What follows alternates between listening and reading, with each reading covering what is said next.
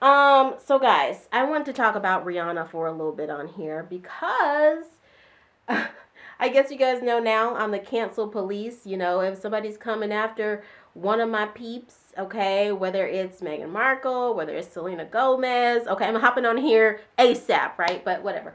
Um, there's been like a concerted effort to cancel Rihanna. I don't know if y'all have noticed that. Probably some of y'all who are watching this have noticed that because you are some of the ones actively trying to cancel Rihanna. You're messy. You're messy. But I want to talk about how that has that has been something that has been prevalent, I feel like, in Hollywood. I've talked about this many, many times. But it's been prevalent in Hollywood where there's this phenomenon of like, we're going to build you up to break you down. I think some of that obviously comes with her race, okay? Because you look at who is the number one selling artist in the US, female artist in the US, is Taylor Swift. Has Taylor Swift worked as hard as people like Beyonce and Rihanna? I don't know that that's the truth. People might argue, oh, it's just because she's more popular. I think that there's misogynoir mixed up in that. But beyond that, even just pulling being a black woman out of it, there has been a long-standing there's been a long-standing bit of misogyny in the U.S. actually, and in the world, obviously. But I think that the U.S., as someone who's American but who's traveled quite a bit, I think the U.S. sees itself as more liberated than it actually is. Like when you, for example, look at Western Europe, countries like Germany, like Spain, like Italy, like France, or whatever, compared to the U.S., people in the U.S. who consider themselves to be liberal, who consider themselves to be fairly centrist or in the middle, actually fall kind of to the right, to the moderate right compared to Western Europe. So America like has this thing of thinking it's really, really liberal, liberated, we're free, we're out, but it's actually it's not as what you get what I'm saying. So I say all that to say it's not just a race thing. It's both a race thing and it's a gender thing and it's a politics thing and it's a cultural thing. Because there have been other women, female artists. I'm going to talk specifically because I want to examine historically women like Rihanna in the past, whether that be like a Tina Turner or Eartha Kitt, or a Nina Simone, black female artists who basically America like raised them up to try to break them down. But again, I think this phenomenon is not just about race. You also have that with some white female artists. For example, the first one that came to mind with me, and I was reflecting on when I was going to make this video, I was thinking about it.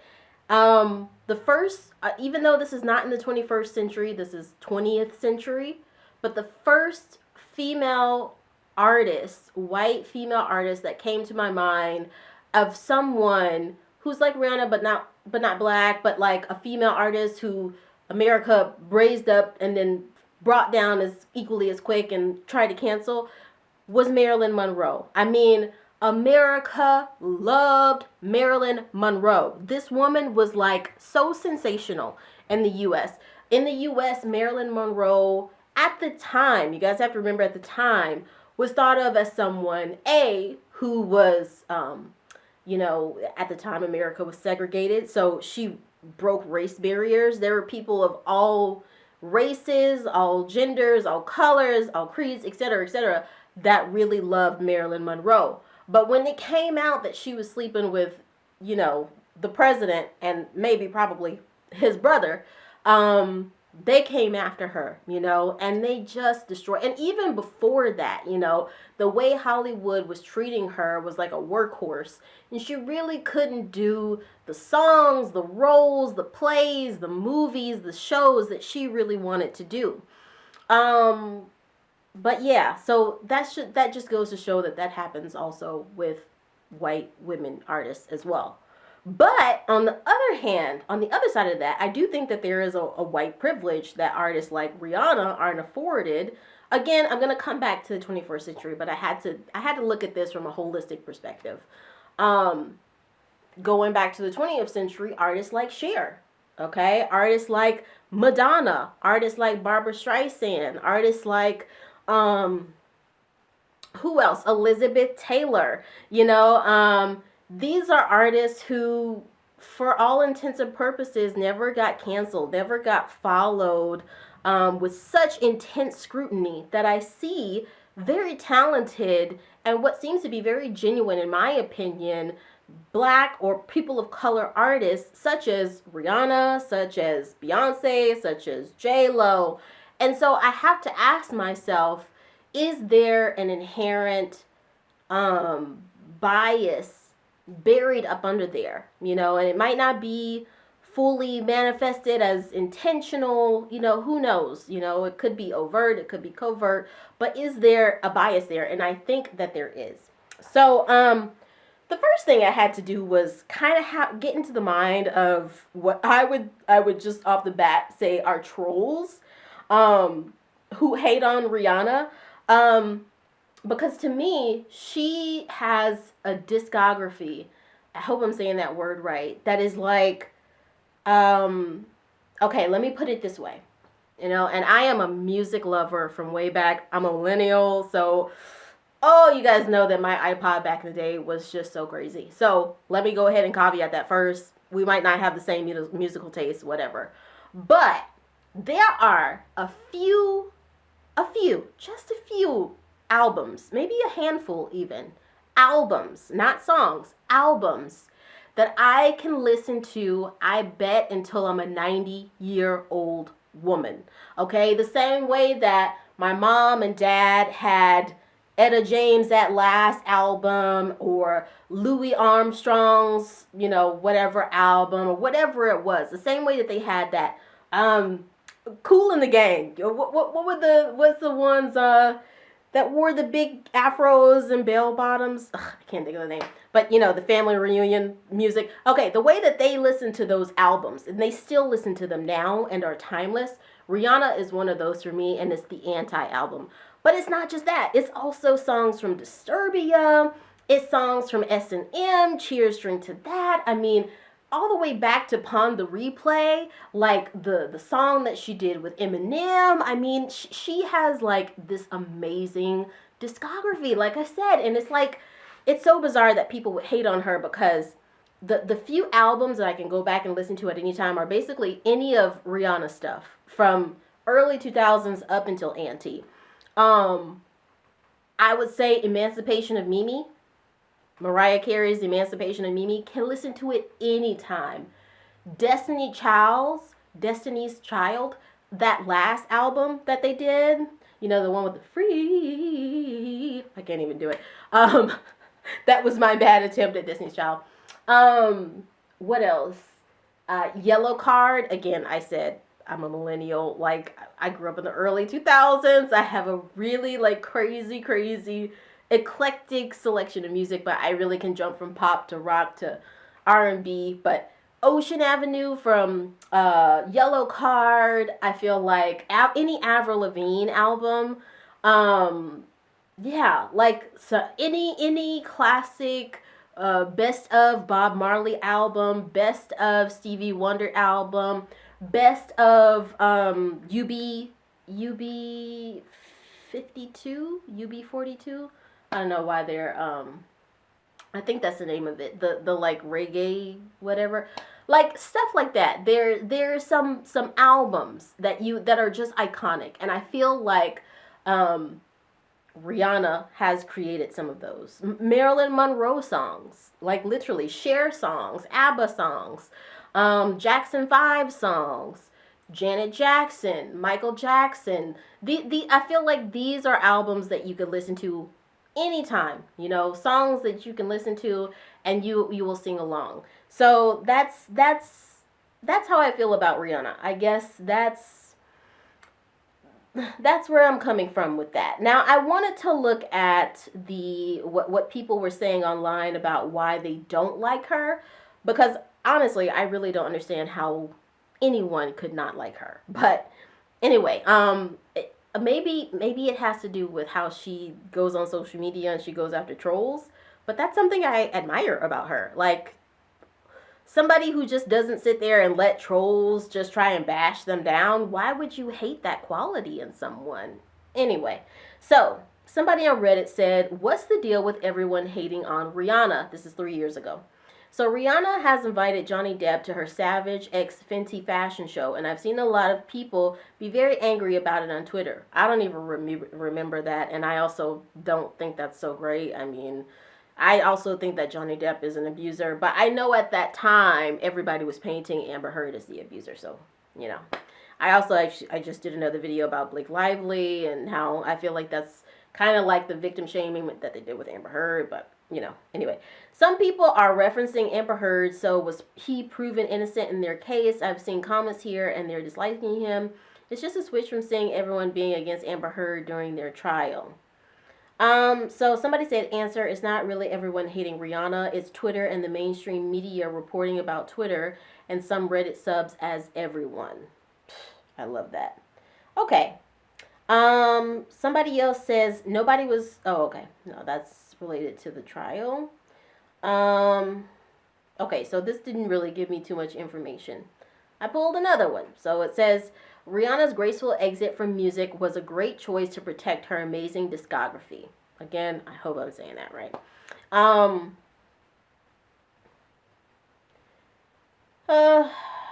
Somebody says, I still enjoy Rihanna's music and I like her, but she's honestly not a very talented artist. I'm sorry, this is the people who hate on Rihanna, you know, this is the way that I picture them talking. But anyway, okay. Anti and Rated R are her strongest albums and some of her best songs, in my opinion. Unapologetic is good. The rest are decent, but a lot of songs are either poorly written or not artistic.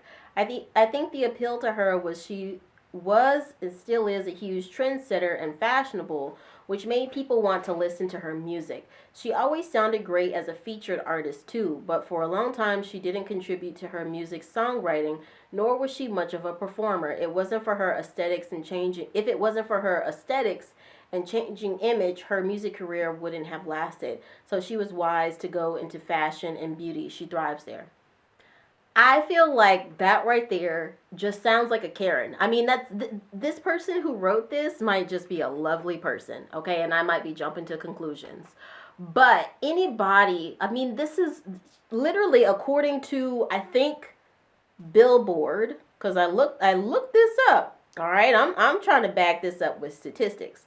According to Billboard's top 100 women artists for the 21st century, and this was according to, I think it's albums, songs.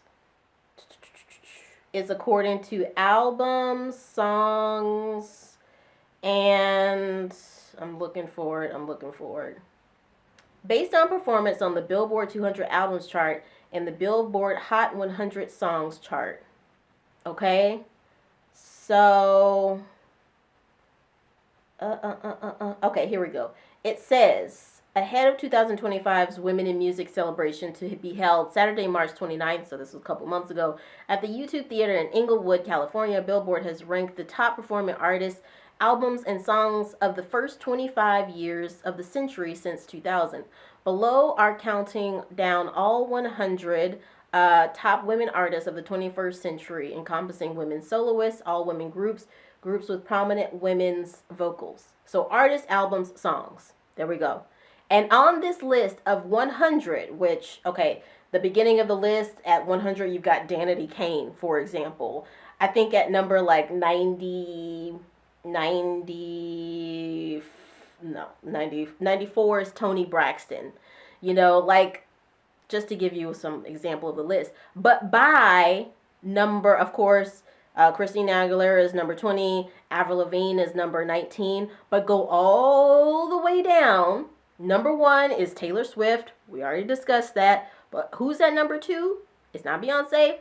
It's not Doja Cat. It's Rihanna. Okay? So, this person on Reddit, their opinion, and their opinion seems to reflect a large amount of people at this point right now, which I really just think it has to do with people jumping on the bandwagon of trying to cancel people because hate and anger and distrust, and it seems to be what's popular. So people just kind of like jump on the bandwagon, and I feel like that's it.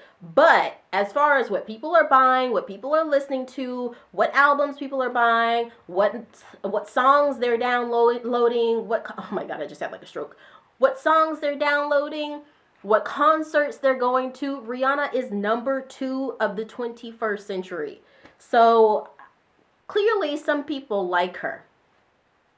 I feel like if you're looking to be like captivated with the most amazing, beautiful vocals and like, you know, no flaws in the vocals and not have fun but have it be very classical, you need to go listen to some opera. You need to go listen to some classical music. You need to go listen to some deep old gospel, you know, some deep spirituals. But she's a pop artist. I mean, and on top of that, she also is a beautiful song creator, you know, like she has something to say. She has something to say in her writing. She has something to say in her style. I feel the same way about SZA, you know, like these are artists. I consider these to not only be mainstream pop artists, but these are artists, you know, kind of like Marvin Gaye was, if it was a woman, you know. Marvin Gaye was a popular artist, but he also had a sense of being a visionary behind him. And that's why artists like that are popular. That's why artists like Kendrick Lamar are popular. I don't know. Anyway, somebody on here said, I have no idea what you're talking about. So that person must be like me. They must be like, dude, Rihanna is the ish, and she always has been. I don't know what you're talking about. Somebody says the true unpopular opinion is that Rihanna's discography is amazing. Somebody says Anti was not an era-defining album, LOL. I feel like with Anti, you either get it or you don't get it. You know, you either get it or you don't get it. And so I feel like for so long, people had lumped Rihanna into a box. And when she finally got a chance to just go out in her own way, you know, and write how she wanted to write, it was beautiful. You know, I read this PBS piece on it from 2016, closer to when it came out, and they were saying anti is literally anti-colonialism, anti-establishment, and it's true. Anti-conformism is true, you know, like literally I feel like the best word from people is when they can just be themselves. I think about Shania Twain when she finally came out with an album that she wrote completely by herself. It was amazing. Maybe it didn't have as many sales as a Rihanna album did, but it was beautiful, and I feel like this is what Anti was. So it's like if you didn't get it, you didn't get it. I mean, maybe that's just not your palette, and that's okay, but I feel like a lot of this is really just coming from hate. I also want to say there has been a concerted effort to cancel her.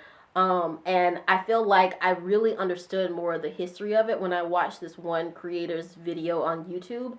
I'm going to be sure to try to link this here or like put it in the description or something, or just, you know, put a little screenshot somewhere or something. But it really cleared a lot of it up for me. It shows interviews all the way going back to when she first came out back in the early 2000s. It shows things up until now. It shows the scandal with Chris Brown. And so I feel like it helps us to really understand her more. Yeah. I don't know. This thread here in Reddit is as contentious as it can be. You have people in here truly arguing that point to say that they think that she's mediocre, and then you have people like me who's saying, hey, she's one of the greatest female artists of this century. Someone literally says, I mean, wasn't she fat and pregnant last Super Bowl? Makes sense, she spends time raising a family. Nothing wrong with that. I don't know what that means. And a lot of conservative people came out, you know, hating on the Super Bowl. And I wonder how many of them could do that. And how many of them actually have the cojones to even think about doing something like that. Okay, anyway, Rihanna's not the first of her time. Vanessa Williams was canceled. Eartha Kitt was attempted to be canceled. Josephine Baker was attempted to be canceled. Nina Simone was attempted to be canceled. Tina Turner was attempted to be canceled. I mean, you can go on and on and on and on. And it's not just limited to race. You know, it's not just black women artists. It's, you know, we can go with Pink. We can go with the Chicks, Dixie Chicks. You know, we can go with Britney Spears. I mean, the big elephant in the room. I just feel like the world should be more forgiving towards artists because I mean, what would our world be like without musicians, without artists, without sculptors, without painters? I just without architects. It's like I don't know. Maybe I'm biased also because I'm an artist, but I don't know. I love Rihanna. There it goes. And I feel like I don't understand the hate. I wish people would give people more of a chance. But I want to know what you guys think. So let me know in the comments. And if you're new here, please hit the like and subscribe button. Hit that bell so you know whenever I post a video. And I will see you next time.